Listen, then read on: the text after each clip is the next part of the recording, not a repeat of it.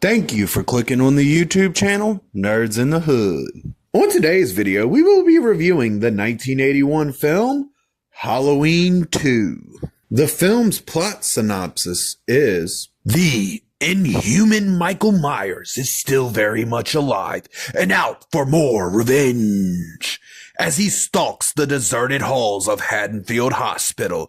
As he gets closer to his main target, Dr. Loomis discovers the chilling mystery behind the crazy psychopath's actions. The cast for the film is, we got Jamie Lee Curtis as Laurie Strode, Donald Pleasance as Sam Loomis, Dick Warlock as The Shape, and Charles Cyphers as Officer Brackett. So I want to start with the fact that this film is a direct continuation of the first film, and it only works if you've seen the previous film. It's better to use this as a double feature film because that's how this works best. If you watch the original Halloween film followed by this film, they really do amazing as a double feature. But one of the drawbacks to this film is you have to have seen the previous movie to understand what's going on in this film.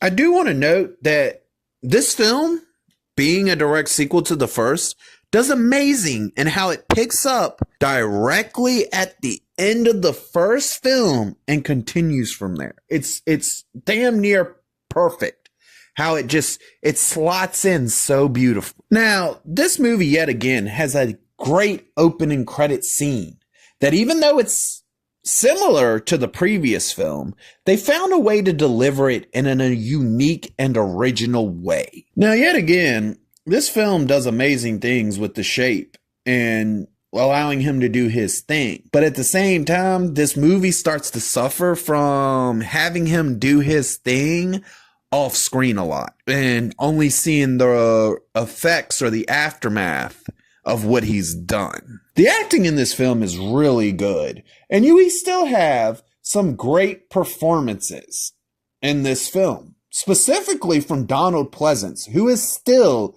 delivering one of the most perfect performances I've ever seen as Dr. Samuel Lewis. Jamie Lee Curtis really does a great performance when she's not spending the majority of the movie completely unconscious or not even being in the film. Though I will say that obvious ass wig she's wearing is very obvious that it's a wig. This film does have some really great practical effects in it, but it's just a shame that you don't get to see more of The Shape doing his thing. They use the exact same mask from the first film, but they changed the actor.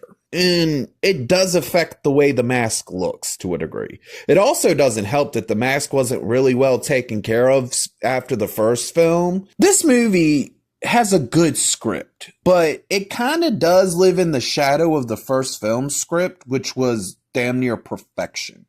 This script actually does have some minor plot holes in it.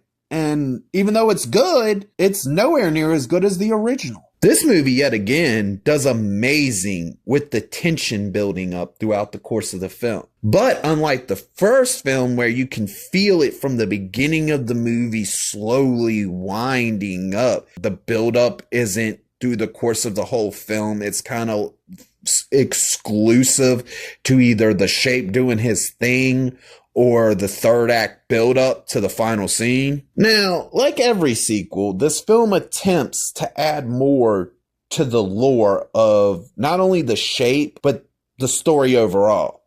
And where it does work here and there in places, there are a couple choices that they made that didn't work as well as I think they had hoped it would work. Another thing that's missing from this film that was in the original film is the fact that you don't really feel like The Shape is in every scene, even if he's not there.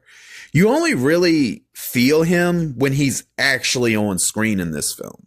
And for me, that's a little bit of a takeaway, since you set up the first film to literally be this ominous presence that's always there even when he's not. Now, this film does do good with the characters and the way the characters have been written and the way that they're portrayed within the film, but it never truly hits that first film level. It's good and it's entertaining, but it never reaches that level of work of art that the first film had with it. Now, this movie tries to give the Shape a reason for why he's doing what he's doing.